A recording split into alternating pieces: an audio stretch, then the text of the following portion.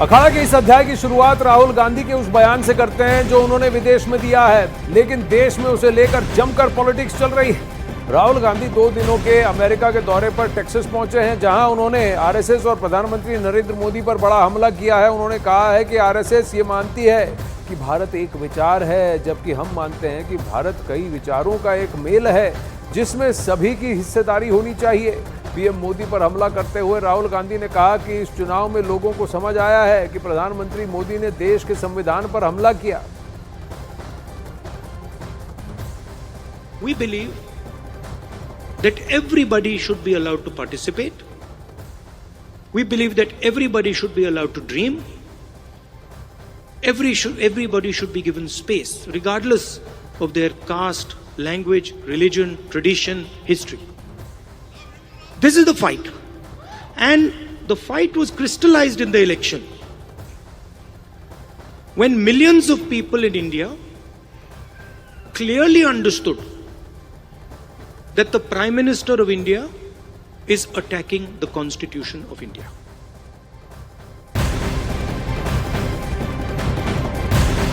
अब वहीं राहुल गांधी ने भारत की शिक्षा समस्या या व्यवस्था के बहाने भी आरएसएस पर निशाना साधा। उन्होंने कहा कि मौजूदा शिक्षा व्यवस्था पर एक विचारधारा का कब्जा है जो गंभीर समस्या है।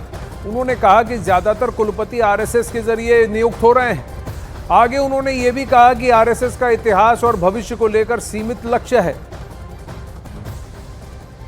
I think currently huge problem in the education system is the ideological capture. So, feeding ideology through the education system. Most of our vice chancellors today are placed by the RSS. It's an organization that has a very particular perspective on life, on history, on the future.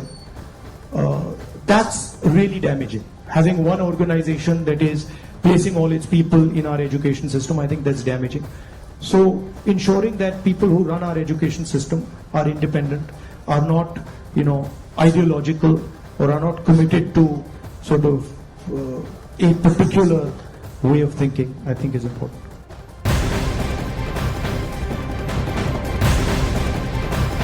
अब वहीं राहुल गांधी के दिए गए बयान पर केंद्रीय मंत्री गिरिराज सिंह ने पलटवार किया है। उन्होंने ये भी कहा कि राहुल गांधी तोड़ो अभियान में लगे हुए हैं। उन्होंने ये भी कहा कि देश का एलओपी चीन और पाकिस्तान का ब्रांड एम्बेसडर बना हुआ है।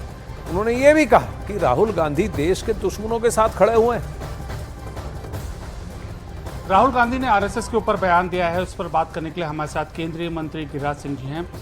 उन्होंने कहा कि आरएसएस तो देश बांटता है और अलग अलग नजरिए से वो भारत देखता है। आरएसएस को समझने के लिए राहुल गांधी को कई जन्म लेना पड़ेगा। अगर आरएसएस को समझना है उनको, तो दूसरे जन्म में समझ पाएंगे, या नहीं भी 7 जन्म लेना पड़ेगा। अगर दादी उनकी जिंदा होती तो वो बता सकती थी 71 का जब युद्ध हो रहा था, आरएसएस सिविल पुलिस का काम कर रहा था। जब बाइडेन उनके कंस्टिट्यूएंसी में बाइडेन में उतनी बड़ी हादसा, प्राकृतिक हादसा हुआ, तो संघ के लोग वहां सेवा कर रहे थे। जब आपदा होता है तो संघ के लोग, ये तो भारत के संस्कार और संस्कृति का वाहक है आरएसएस को समझना उनके बूते की बाहर है।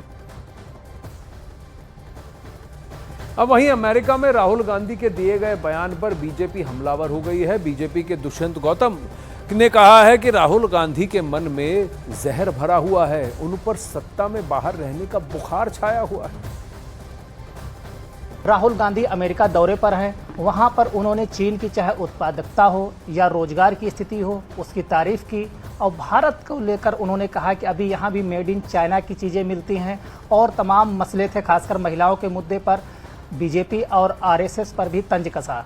राहुल गांधी की विदेश के यात्रा के दौरान जो इस तरीके के बयान आते हैं, उसको अब किस तरीके से देखते हैं? देखिए, राहुल गांधी का एक ही एजेंडा है कि विदेशों में जाना और देश की बदनामी करना। आज वो चाइना का उत्पादक को इंडिया में बेचने की बात कर रहे हैं, मिलता है यहाँ पे ऐसा बोलते हैं। उनको ये नहीं मालूम उनके शासन के अंदर किस प्रकार से ऑल चीज मेड इन चाइना यहाँ पर बिकती थी, आज मेड इन इंडिया बिक रही है। क्योंकि चाइना से पैसा आता है, राजीव फाउंडेशन में पैसा आता है, पूरे विश्व को दिखाई देता है। लेकिन राहुल गांधी जी के मन में जो जहर घुसा हुआ है, जो सत्ता से बाहर रहे हैं, वो बुखार उनके दिमाग को चढ़ गया है। इस कारण से उनको देश का विकास नहीं दिखता। अब वहीं राहुल गांधी के बयान पर सियासी बवाल भी खड़ा हो चुका है। एक तरफ जहां बीजेपी हमलावर है, तो वहीं कांग्रेस राहुल गांधी के बयान को सही ठहरा रही। इंदिरा जी के साथ हम लोगों ने काम किया है। आरएसएस के बारे में उनका बड़ा दृढ़ विचार था और वो विचार ये था कि समाज में सांप्रदायिकता नहीं फैलनी चाहिए, जो आरएसएस भारतीय जनता पार्टी को फायदा पहुंचाने के लिए करता रहता है। अब और कोई विचारधारा के बारे में जानकारी प्राप्त करना चाहे तो महिलाओं का वहाँ पर उचित प्रतिनिधित्व नहीं है, शायद इस बारे में जानकारी प्राप्त करना चाह रहा हूँ। तो गिरिराज सिंह जी को बहुत साफ और स्पष्ट कह दे रहा हूँ कि इंदिरा जी ने हमेशा इनकी सांप्रदायिकता, भेदभाव, अगड़े पिछड़े में भेदभाव, इसकी आलोचना की है। राहुल गांधी और कांग्रेस पार्टी दुनिया में लगातार भारत की प्रतिष्ठा, मान सम्मान को खराब करने में लगे हुए हैं। चुनाव के दौरान भी हमने देखा और ये लगातार वही काम कर रहे हैं।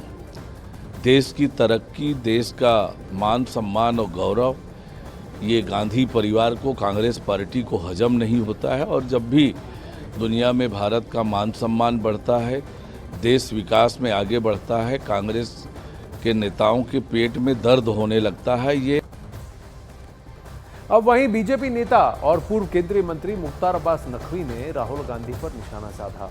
उन्होंने कहा कि ये लोग की कोचिंग ऐसी करते हैं कि हमेशा देश हित के खिलाफ ही बात करें।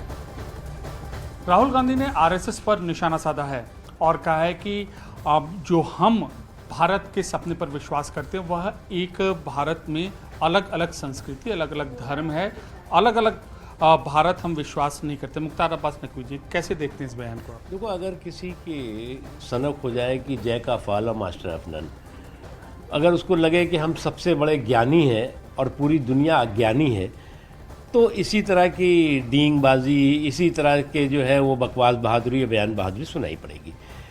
लीडर ऑफ द अपोजिशन के नाते उनका विदेश दौरा था।